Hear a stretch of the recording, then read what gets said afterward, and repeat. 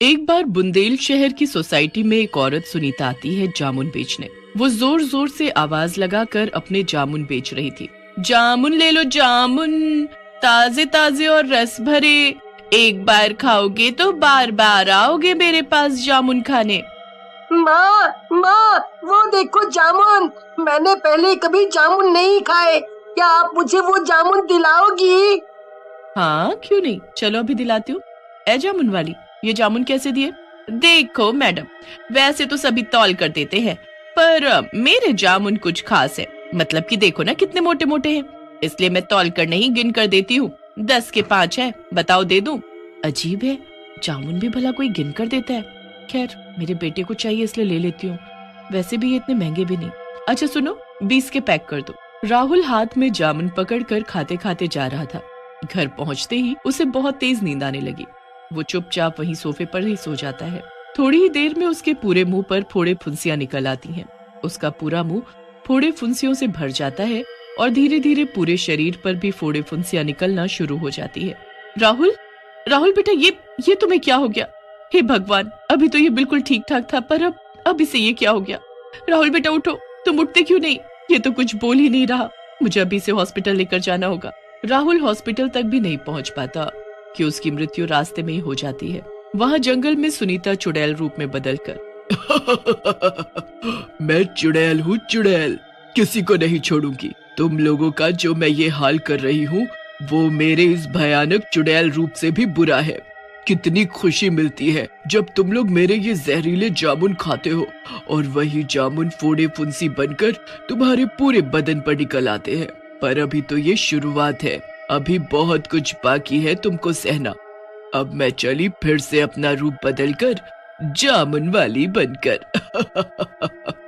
सिर पर जामुन का टोकरा उठाए चल देती है इंसानों के बीच। जामुन ले लो जामुन, काले काले रस से भरे, जो एक बार खाए बार बार मांगे फिर। तभी सुनीता के पास आकर एक गाड़ी रुकती है। गाड़ी में बैठा राजेश पूछता है, दिखने में तो ये जामुन बहुत ही सुंदर हैं, और वैसे भी यहाँ शहर में ऐसी चीज बड़ी मुश्किल से मिलती है। ए जामुन वाली, ये जामुन कहाँ से लाई और कैसे दिए? अरे साहब, खाने से मतलब रखो बस, ये मत पूछो कि कहाँ से लाई कैसे लाई। चलो आप इतना पूछ रहे हो तो बता ही देती हूँ। ये जामुन मेरे अपने पेड़ के हैं। जब मैं छोटी थी तब मैंने ये जामुन का पेड़ उगाया था, और आज देखो वही पेड़ मेरी कितनी मदद कर रहा। उसी पेड़ के जामुन बेचकर मैं अपना घर चला रही हूँ। अच्छा अच्छा ठीक है, तुम इन्हें पैक करके मुझे दो, मैं घर जाकर खाऊंगा और अपने बच्चों को भी खिलाऊंगा। क्यों नहीं, बड़े शौक से खाना, पर उसके बाद तुम्हारा और तुम्हारे परिवार का जो हाल होने वाला है वो तो मैं ही जानती हूँ। बस तड़प तड़प कर मरोगे। राजेश घर पहुँचते ही अपने परिवार के साथ मिलकर जामुन खाता है। सुबह उठते ही सबके चेहरे पर मोटे मोटे फोड़े फुंसी निकल आते हैं। सभी एक दूसरे को देखकर हैरान थे। ये मेरे चेहरे को क्या हो गया? तुम सबके चेहरों का भी मेरे चेहरे जैसा हाल है। हाँ जी, मुझे तो इनसे बहुत खुजली भी हो रही है और चक्कर सा भी आ रहा है। हम सबको जल्द से जल्द डॉक्टर के पास जाना होगा, कहीं ये बीमारी और न बढ़ जाए। हॉस्पिटल पहुँचते ही डॉक्टर सभी को अच्छे से देखता है। कुछ समझ नहीं आ रहा, आखिर ये किस तरह की बीमारी है, और एक जैसी बीमारी पूरे परिवार को। हमें कुछ टेस्ट करने होंगे, तभी इस बीमारी का पता चलेगा। तब तक सभी को यहीं हॉस्पिटल में ही रहना होगा। वहाँ चुड़ैल जंगल में अपने जामुन के पेड़ से लिपटी पड़ी थी और उसे बार बार चूम रही थी। मेरा बेटा, मेरा लाल, तुझे कलेजे से लगाकर मन को बहुत ठंडक पहुँचती है। तुझसे दूर जाने का मेरा बिल्कुल भी मन नहीं करता, पर मजबूरी है, जाना ही पड़ता है।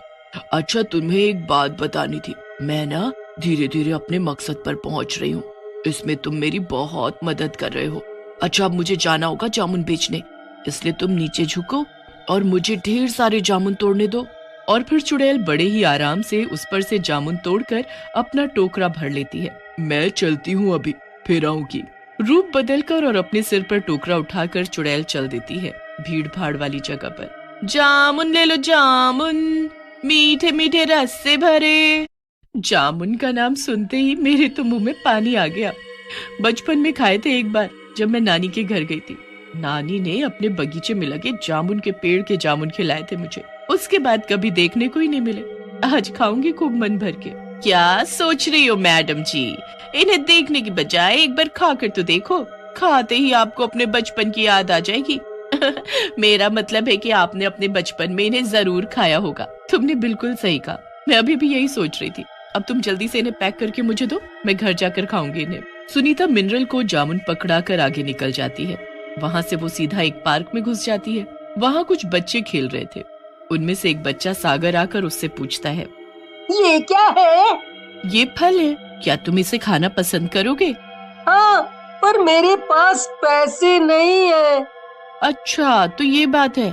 मैं इतने प्यारे बच्चे से पैसे कैसे ले सकती हूँ? इसलिए मैं तुम्हें ये जामुन बिल्कुल फ्री में खिलाऊंगी। और हाँ, तुम अपने सभी दोस्तों को भी बुला लाओ, मैं आज सभी को फ्री में जामुन खिलाऊंगी। सागर बहुत खुश हो जाता है और अपने सभी दोस्तों को बुला लाता है। सुनीता सबको अपने टोकरे में से जामुन निकाल कर खिलाती है। टोकरा खाली होते ही सुनीता फौरन पार्क से बाहर आ जाती है। कुछ दूर चलने पर उसकी नजर हॉस्पिटल पर पड़ती है। वो हॉस्पिटल के अंदर झांक कर देखती है तो खुशी से फूली नहीं समाती है। ये तो कमाल ही हो गया। मैं जैसा चाहती थी बिल्कुल वैसा ही हुआ। पूरा का पूरा हॉस्पिटल मरीजों से भरा पड़ा है और ये सब मेरी वजह से मरीज बने। मैंने बनाया इन्हें मरीज। मेरे जामुन खाकर ही तुम सभी का ये हाल हुआ है। तुम्हारे बदन पर जो फोड़े फुंसी निकले हैं ना, वो मेरे जहरीले जामुन खाकर ही निकले हैं। ओहो, पता नहीं ये पूरे शहर को क्या हो गया है। सभी एक ही बीमारी की चपेट में कैसे आ सकते हैं। भगवान से दुआ करो और इसे अपने घर ले जाओ, शायद ऊपर वाला तुम्हारी कुछ मदद कर दे। इतना बोलकर चुड़ैल वहाँ से चली जाती है और जंगल पहुंचकर आज मैं बहुत खुश हूँ। मैंने अपना बदला ले ही लिया। आखिर पूरा शहर दर्द से तड़प रहा है और उन्हें तड़पाने वाली हूँ मैं। तभी जामुन के पेड़ से एक लड़के की रूह बाहर निकल कर आती है। वो रूह किसी और की नहीं, उसी चुड़ैल के बेटे की होती है। मेरा बेटा, मेरा बच्चा, तू आखिर आ ही गया मुझसे मिलने। देख तेरी माँ कितना तड़पी है तेरे लिए। आजा आजा अपनी माँ के पास। नहीं माँ, तुम जो कर रही हो वो बहुत गलत कर रही हो। तुम्हें ये सब करने से बहुत खुशी मिल रही है ना, पर मुझे नहीं। तुम ऐसा क्यों बोल रहे हो बेटा? मैंने इन लोगों से बदला लेने के लिए सालों इंतजार किया और तुम खुश होने की बजाय दुखी हो। याद है ना इन लोगों ने तुम्हारे साथ क्या किया था? जो भी हुआ था वो सब मेरी अपनी गलती की वजह से हुआ। इन लोगों की इसमें कोई गलती नहीं। मुझे अच्छे से याद है, मैं स्वाद में जामुन खाए जा रहा था, तभी जामुन की एक गुठली मेरे गले में अटक गई। उसकी वजह से मेरा दम घुटने लगा तो मुझे हॉस्पिटल लेकर गई जल्दी से। हाँ, उसके बाद डॉक्टर ने तुम्हें देखा तक नहीं, बोला कि पहले पैसे लाओ तभी उसका इलाज होगा। मैं बहुत गरीब थी, मेरे पास पैसे नहीं थे, इसलिए तुम्हें वहीं नीचे लिटाकर मैं लोगों से पैसों की भीख मांगने लगी ताकि तुम्हारा इलाज करा सकूं। पर किसी ने भी मुझे भीख में पैसे नहीं दिए। इलाज न मिलने की वजह से फिर तुम मर गए। इसमें इन सब की क्या गलती? हम गरीब थे, वही सबसे बड़ी गलती थी हमारी माँ। बदले की आग में तुमने मुझे यहाँ जंगल में गाड़ दिया और उस जगह तुमने ये जामुन का पेड़ लगाया।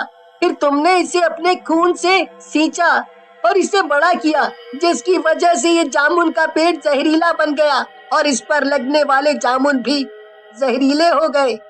माँ, अगर तुम मुझसे बहुत प्यार करती हो तो उन सबको ठीक कर दो, नहीं तो तुम्हें और मुझे मुक्ति नहीं मिलेगी। पर अब ये मुमकिन नहीं है, मैं उन्हें वापस कैसे ठीक कर सकती हूँ? जिस जामुन की वजह से ये सब हुआ है, वही जामुन अब उन सभी को ठीक करेगा। इतना बोलकर वो रूह गायब हो जाती है।